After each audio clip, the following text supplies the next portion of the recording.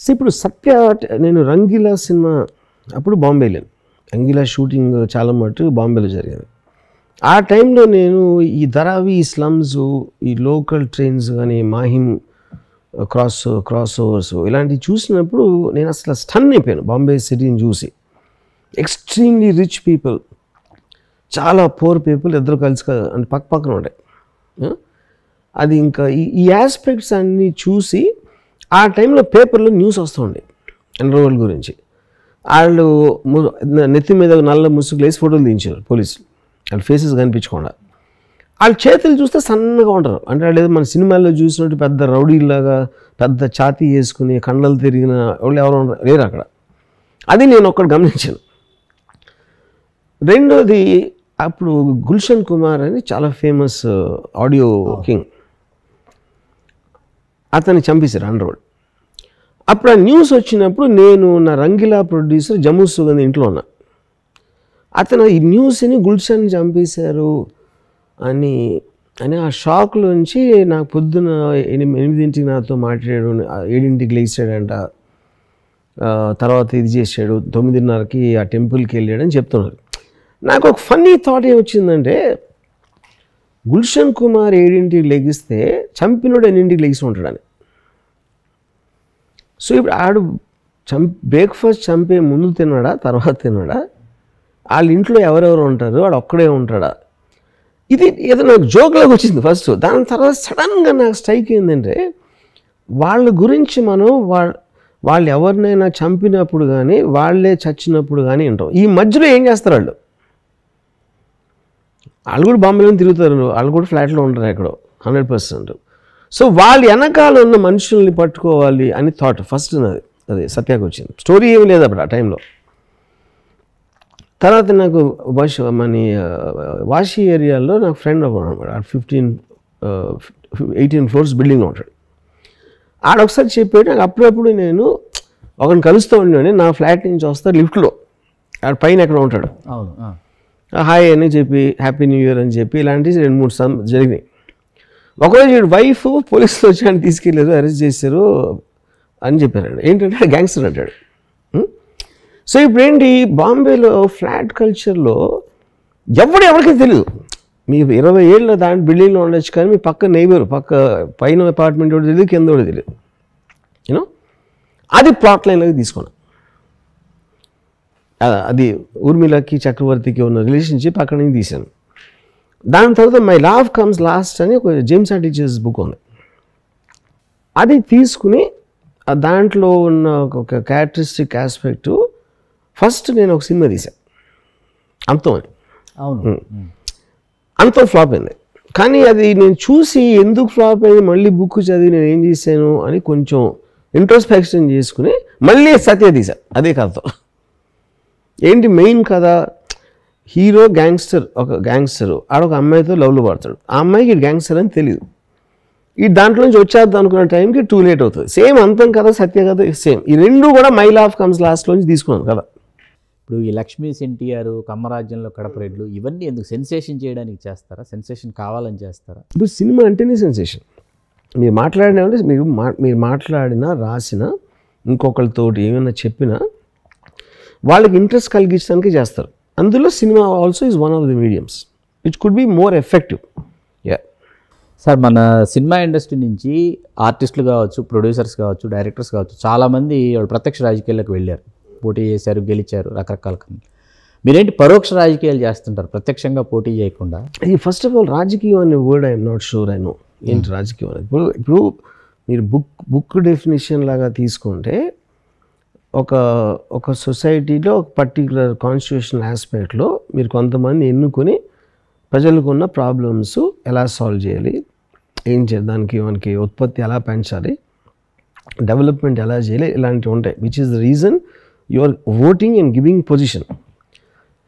కానీ మనకున్న వరల్డ్ ఏమైందంటే, ఆ టీడీపీ నుంచి బయటకు వచ్చాడు, ఈయన ఎక్కడ చేరుతున్నాడంట, ఆడ ప్యాకేజ్ అంట, ఈ రాజకీయాలు అయిపోయినాయి మనకి.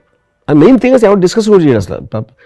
రాష్ట్రంలో నేషనల్లో ఉన్న ప్రాబ్లమ్స్ ఎవరికి తెలియదు, ఇంట్రెస్ట్ కూడా లేదు. వాళ్ళ internal drama between the people. ఇప్పుడు పాలిటిక్స్ డెఫినేషన్ అదైంది దానికి. సో ఆ రాజకీయం అనేది నాకు ఇంట్రెస్ట్ లేదు. పీపుల్ని సర్వ్ చేసే ఇంట్రెస్ట్ అసలు లేదు. సో ఈ రెండింటి మూలాన అప్పుడేంటి, నేను ఓన్లీ దాంట్లో ఉన్న డ్రామా తీసుకుంటా. ఎన్టీ రామారావు గారి మీద చెప్పులు ఇసిరింది ఎలా జరిగింది అనేది నాకు ఆ డ్రామాటిక్ ఇంట్రెస్ట్ ఉంటుంది, కానీ ఎన్టీ రామారావు మంచి సీఎమ్మా కాదా అనేది నాకు సంబంధం లేదు అసలు. అది ఎవరు బెటర్ సీఎం అనేది నేను పట్టించుకోను, ఎందుకంటే ఎవరు ఉన్నా లేకపోయినా అలాగే ఉంటుంది ఒక వరల్డ్ అనేది నా ఫీలింగ్. అయితే ప్రత్యక్ష రాజకీయాల్లోకి మీరు వస్తారని, నరసాపురం నుంచి పోటీ చేస్తారని కూడా అక్కడ వినిపించింది వైకాపా అభ్యర్థి. నేను ఏంటి సింపుల్ చాలాసార్లు అడుగుతూ ఉంటాను నన్ను. బేసిక్ పాయింట్, నాకు ప్రజలకు సేవ చేసే ఉద్దేశం లేదు. సో ఇందాక నేను చెప్పినట్టు పాలిటీషియన్ ఎవరవుతారు, ఐదర్ అదవుతారు, లేకపోతే అక్కడికి వెళ్ళి లంచాలు తీసుకోవచ్చు అనుకోవచ్చు, లేకపోతే మూడోది ఏదో ఒక some kind of a game. నాకు నా టైంకి నేను చాలా వాల్యూ వస్తాను. నేను నచ్చిన వాళ్ళతోనే నేను కూర్చుంటాను. నేను మా మాటలు అర్థం అవుతాయి అనుకుంటే వాళ్ళతోనే కూర్చుంటాను, లేకపోతే నేను ఏదో సినిమా తీసుకుంటాను, లేకపోతే పాన్ చూస్తాను, లేకపోతే డాక్యుమెంటరీస్ చూస్తాను. కానీ పాలిటిక్స్కి వెళ్ళినట్టు మీ ఉద్దేశం ఏదైనా కూడా మీరు చాలా మందితోటి ఇంటరాక్ట్ అవ్వాల్సిన అవసరం ఉంటుంది. నాకు ఇష్టం లేని వాళ్ళు నా టైంని వేస్ట్ చేసే వాళ్ళతో ఇంటరాక్ట్ చేయను, ఎందుకంటే that is a genuinely public life. అది నేను I'm a very private person. So నా వరల్డ్లోకి కేవలం నాకు ఇష్టం వచ్చినవి రాణిస్తాను అంతే, అందుకని నేను ఎప్పుడు చేయను. మీ సినిమాల్లో కూడా అన్ని శైలులు ఉంటాయి, ఏ శైలి ఉండదని మీరే నిర్ధారించారు. మరి అన్ని శైలులు ఉండి ఏ శైలి లేని మీరు రంగీలా సినిమా చూస్తే సీతామహాలక్ష్మి గుర్తొస్తుంది. ఎందుకు గుర్తొస్తుంది? కాపీ కొట్టారా? ఫస్ట్ ఆఫ్ ఆల్ మనిషి అన్నవాడు బ్లాంక్ మైండ్తో పుడతాడు. తర్వాత వాడుకున్న పరిస్థితులు బట్టి ఏ ఫ్యామిలీలో పుట్టాడు, ఎక్కడ పుట్టాడు, లేకపోతే అతను చదివిన పుస్తకాలు, చూసిన సినిమాలు, కలిసిన వ్యక్తులు, భిన్న అభిప్రాయాలు అబ్జర్వ్ చేసి అనలైజ్ చేసిన ఇవన్నీ కలిపి ఆడ ఒక పర్సనాలిటీ ఏర్పడుతుంది. దాంట్లో 100% నాకు గాడ్ ఫాదర్ అవ్వచ్చు.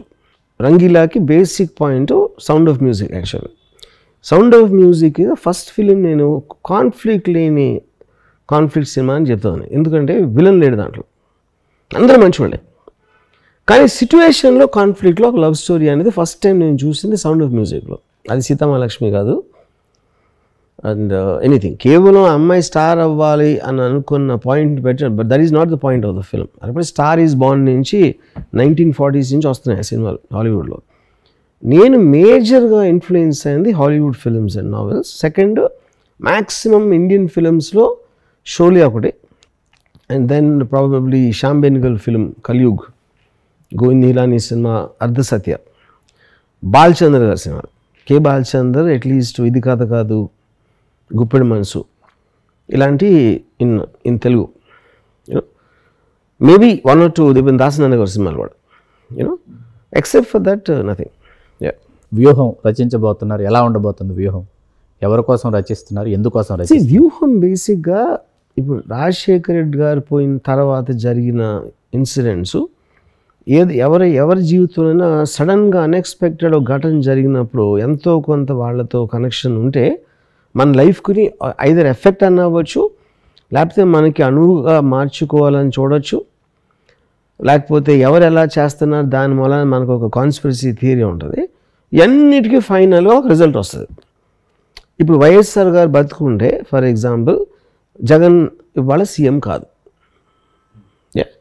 ఇంకా నాకు తెలిసి మేబీ ఇంక 20 years అవ్వచ్చు. వైఎస్ఆర్ గారు extremely healthy man, young person, కానీ ఆ హెలికాప్టర్ క్రాష్ వలన మొత్తం మారిపోయింది, రాజకీయాలు మారిపోయినాయి, ఎవరితో ఉంటారు అంతకుముందు ఇవన్నీ ఈ ఘటనల్ని ఒక డ్రామాటిక్గా క్యాప్చర్ చేయటం అనేది నా ఉద్దేశం వ్యూహంలో. అప్పుడు ఎవరెవరు వ్యూహాలు ఏం పడినారు, ఆ వ్యూహంలో ఎవరు పడ్డారు, ఇవి ఉంటాయి సినిమాలు.